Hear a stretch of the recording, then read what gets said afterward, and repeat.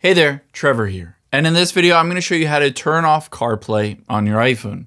Now, I'm going to show you 3 different ways to be able to disable CarPlay. One is a quick fix that will immediately disconnect, and then some other ways to permanently disconnect and not automatically reconnect to your car's CarPlay. So let's jump right in.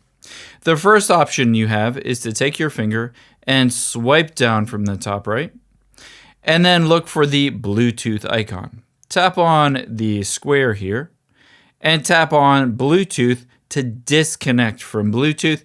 This will disconnect from your CarPlay as well. However, this doesn't always work to disable CarPlay, and keep in mind you might want to use Bluetooth for other things.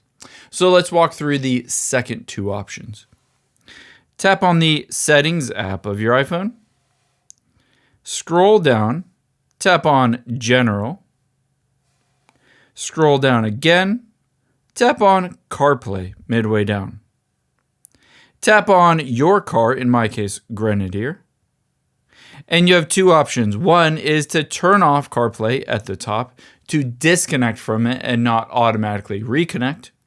Or you can tap Forget this car if you never wanted to connect to this car ever again and you wanted to tap on Forget. Now, if this doesn't work for you, tap the back arrow at the top left, tap the back arrow again, scroll down, tap the back arrow yet again, scroll down from here, tap on Screen Time midway down, scroll down again, tap on Content and Privacy Restrictions, turn this on at the top, and then tap on Allowed Apps and Features.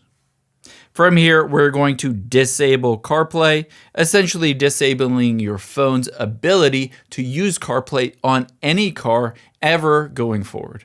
I hope this helps. If it did, check out this video over to my right. I think you'll really enjoy that video as well. Thanks, guys.